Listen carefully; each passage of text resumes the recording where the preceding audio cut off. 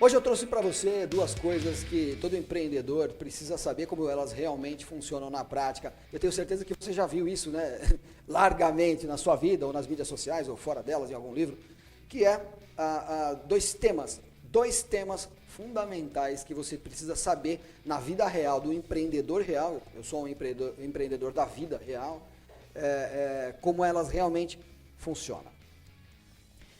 A primeira delas é sobre sorte e a segunda é sobre missão.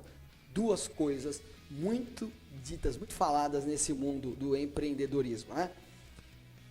E para você, o que sorte e missão significam, né?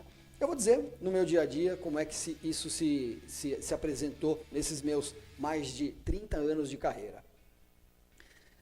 Uma vez eu recebi o convite para assinar um aplicativo, e esse aplicativo era sobre sucesso, e é um aplicativo onde tem muitos empreendedores supostamente muito bem-sucedidos, muitos milionários, muitos empreendedores bilionários. Eu fiquei analisando, assistindo o trailer desse aplicativo, né, dessa plataforma de empreendedores de sucesso, para ver se eu realmente ia assinar. Depois de analisar o trailer, depois eu decidi que não iria assinar. E o motivo é basicamente porque ali não está o fator sorte. Eu preciso que, de todos os vídeos que eu assisti, eu não consegui depreender esse fator, né? E eu quero dizer para você que sorte existe, né? Eu sei que você deve estar, né, se perguntando, mas como, né? Eu tenho um conceito tão diferente. Eu sei, meu anjo.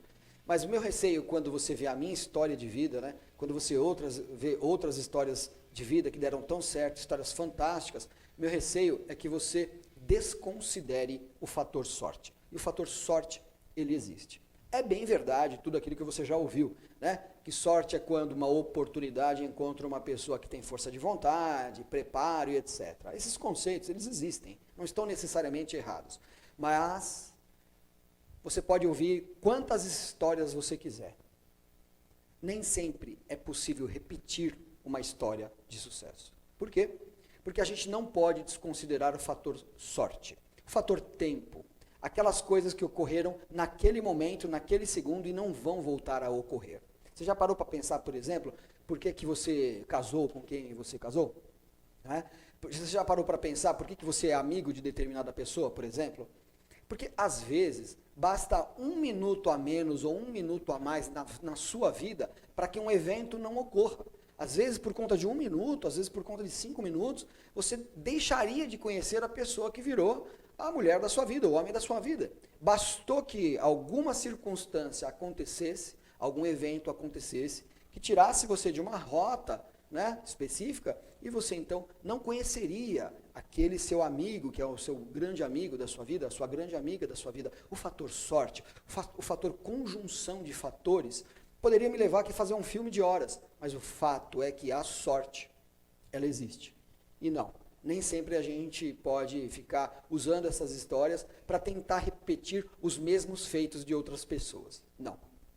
Nós precisamos sim, talvez, ser influenciados por algumas histórias, algumas pessoas que nos motivem, que nos inspirem. Eu acho isso muito bom.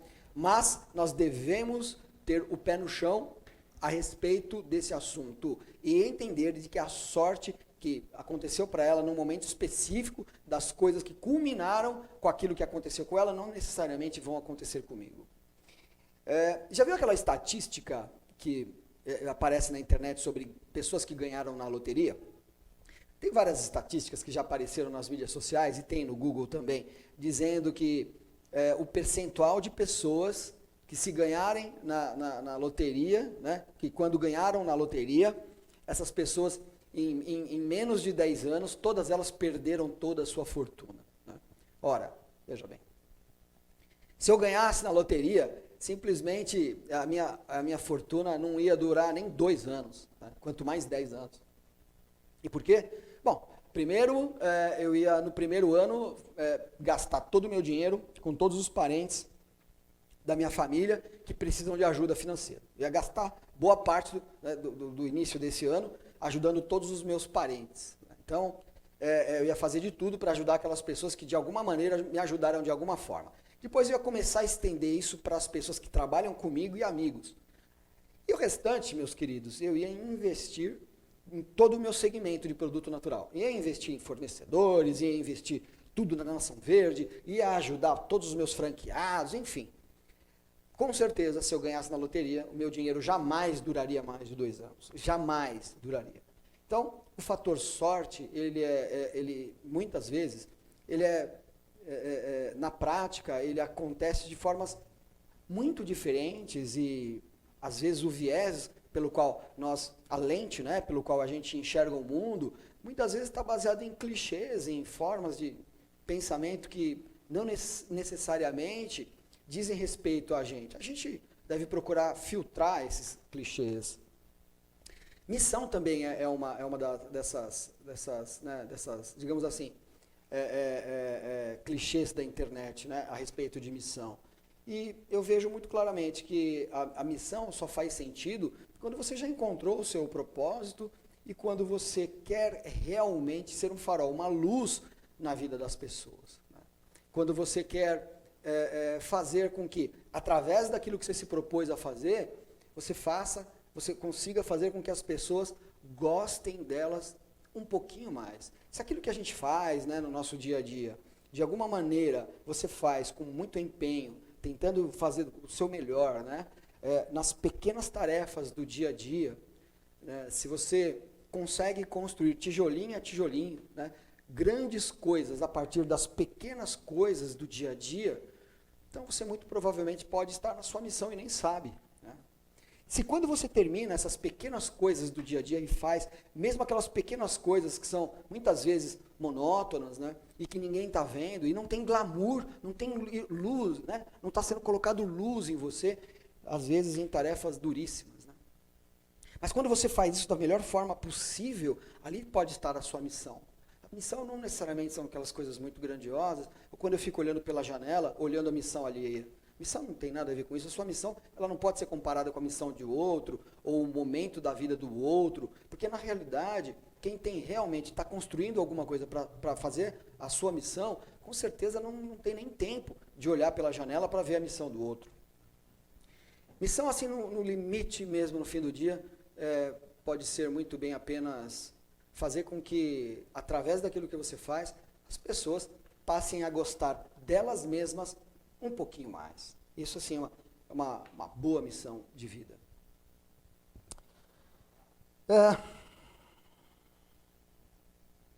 E muito importante, pessoal, também, para empreender. Né? Para a gente poder cumprir a nossa missão como empreendedor, eu me lembro, por exemplo, de 2 historinhas que me contaram sobre Madre Teresa de Calcutá. Né? E às vezes a gente não foi treinado para olhar para determinadas pessoas como empreendedoras. Eu, por exemplo, acho que Madre Teresa de Calcutá foi uma grande empreendedora. Empreendeu dentro, né, da fé, uma empreendedora da fé. E eu lembro quando ela foi perguntada, né, sobre qual era a forma, né, que ela entendia o amor, ela respondeu muito serenamente que ela entendia o amor como uma forma de ajudar as pessoas. Né? Então, Madre Teresa entendia o amor de uma forma operativa. Né? Ela dizia o seguinte: se quando a gente olha para uma situação, se quando a gente olha para uma pessoa, a gente procura julgar o tempo todo as pessoas, se a gente procura falar o tempo todo das pessoas, a gente não vai ter tempo para ajudá-las. Né?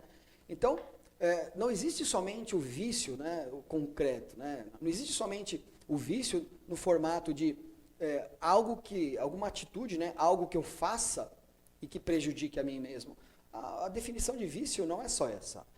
Existe também o vício de intenção, por exemplo, que é quando você repetidamente tem atitudes que julgam as pessoas. Né? A maledicência, por exemplo, é um vício, né, de comportamento. Né?